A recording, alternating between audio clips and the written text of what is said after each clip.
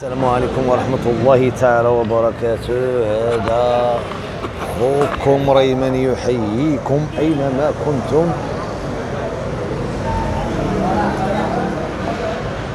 وكيف العادة وكما جرت العادة واحد الكويس ديال الماء رقم هاد الصوضات. أنا الموضوع اللي غادي نتكلم فيه وسمحوا لي كنبان عيان شي شويلينا ما نعسش بيت سهران. اييه ما كنسهرش وما كنبغيش نسهر، ولكن جابتها الصدفه مره في شحال ماشي مشكل. اللي بغيت نتكلم عليه الخوت هو الفايد والقزابري. شفنا بان القزابري خرج بواحد قصيده، زعما انا مع احترامي ليه هو كمقرئ وكواحد من الائمه اللي كيأموا بينا، وصليت وقيله من موراه شي جوج المرات اذا ما خانتني الذاكره في رمضان. ولكن الخبز، ولكن الله يفتح عليك انا ما كنتش نتمنى كاع يخوض هذا المخاض هذا مع الدكتور الفيض. باش نكونوا واضحين، شاء من شاء وكره من كره. الدكتور الفيض راه كفاءة الخوت، ما يمكنش شي واحد يشكك في وسط الكفاءة ديالو العلمية ولا المعرفية، ولا نكونوا واضحين. ما يمكنليكش سواء كان القزابري ولا غير القزابري. انا سمعت القصيدة اللي قالها القزابري وتيحاول يبين فيها بانه راه متمكن من اللغة العربية مزيان ومن بعض المعطيات، لكن هذا ما كيعنيش انك راه في الكفاءات ديال الدكتور الفيض الله يرحم لك الوالدين. انت على راسي وعلى عينيا وعزيز علينا ولد البلاد ولد مراكش وكذا، وكنفتخروا بك، وهذا الشيء راه كلشي كيشهد به يعني، وانا واحد من هاد الناس اللي كنشهد بهم.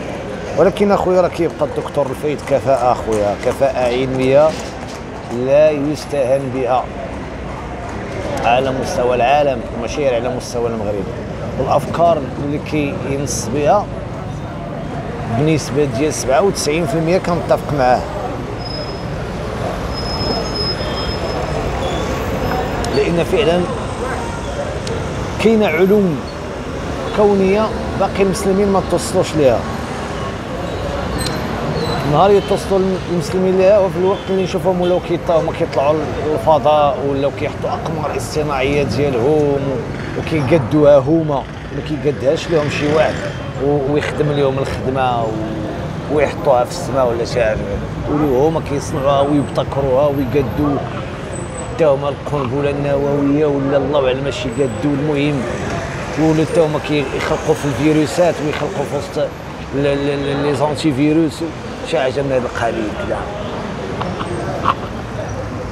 حنا باقي دوري برانا صاحبي كنجيبوه من الشينوا، باقي الماده ديال باراسيتامول كنجيبوها حنا من الشينوا باش كنحطوها في لي زابوراتوار ديالنا. راه الفيض راه قال شي حوايج راه في الحقيقه انا متفق معاه.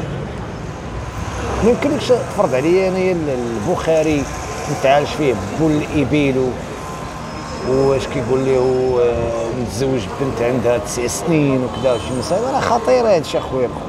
واش راه كاين الخوت في وسط البخاري غادي نهزو من الاشياء اللي هي لايقه لينا، الحاجه اللي ما لايقه ليناش ما عندنا ما نديرو بها. ديك الكلمه ديال الصحيح ما كاينش شي حاجه سميتها صحيح. البشر محدود في الافكار ديالو، واخا ما عرفتش شي يدير كيبقى العلم ديالو محدود. نسميو حنا صحيح، شنو صحيح؟ كتاب.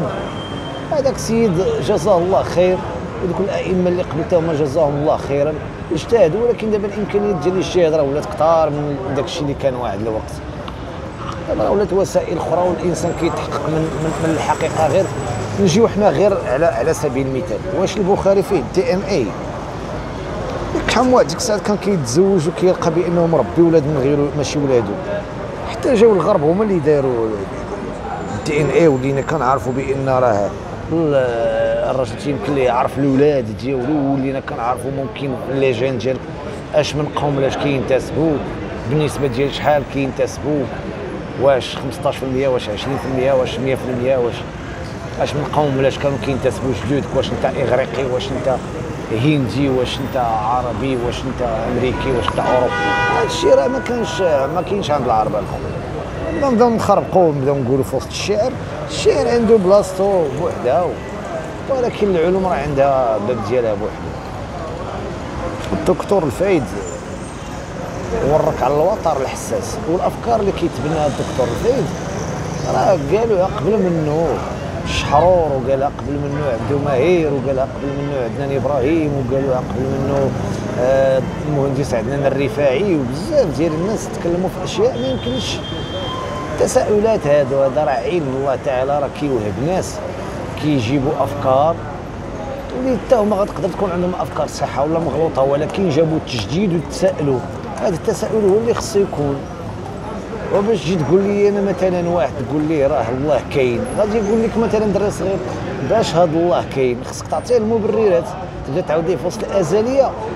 كتعاوديه في وسط الازليه ما كتعرفش كيفاش تجاوبو، كيولي الدري يمشي عند ناس اخرين كيجاوبوه بطريقه اخرى، كيولي كيعانق الالحاد، لان انت ما عندكش العلوم الكونيه وما عندكش الاسرار في العلوم اللي ممكن تجاوب فيها. دري صغير كيتسائل انا او لا انسان كبير، انا مشهور مع الدري الصغير اللي باقي العقل ديالو فياكش. بالك الا جاك واحد الانسان كبير وعنده تجربه في الحياه وكيطرح تساؤلات خصك تجاوبو. انا عاشرت اجانب واحد الوقت وكنا كنتناقشوا في امور الدين، ما غادي تقول ليه البخاري ولا غادي تقول ليه الصحابه ولا غادي الهضره هذه ما عندو ما يدير بها هو. خصك تتكلم معاه من المنظور ديال الكتاب، المنظور اللي هو العلم الكوني، وتعطيه الحجه بالحجه وتوريه اش كيقول الله هنايا واش كيقول الله عز وجل هنايا، وتعطيه الاثبات العلمي ماشي راه قال الله قال، ولكن علاش، وشنا هي الدلاله، وشنا هو الهدف، لان الله ما خلقش هذا الكون هذا هكذا باطل. الله خلق فيه اسرار خص الانسان يبحث فيها. مع احترامي لخونا القزابري، انا ديك كلمه الشيخ ما كتقول لي شيء. الشيخ تنعرفو انا الشيخ الكمانجه الله يرحم عليها، البوشيخي ديال مسجد الكتبيه.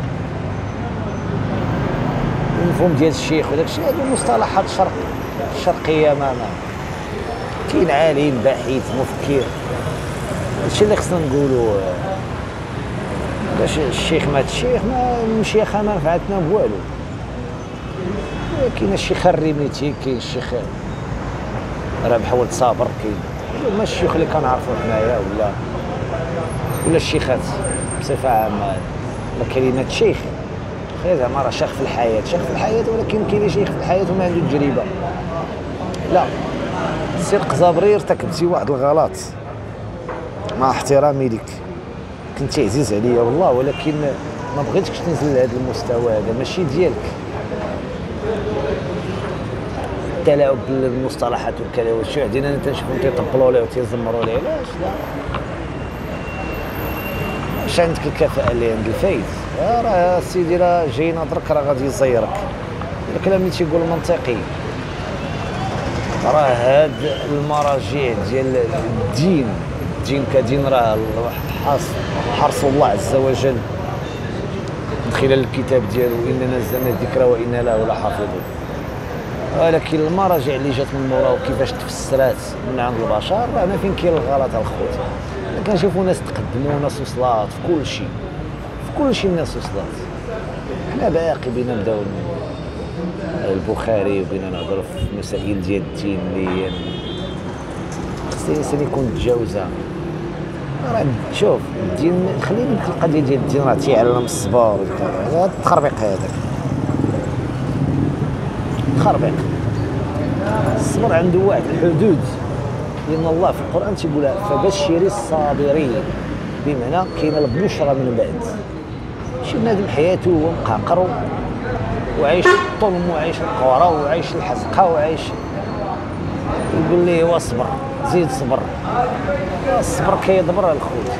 علاش؟ لان الدين ما عطاوش فيه مفاهيم ديال كيفاش تلقى الحلول، وهي الصبر.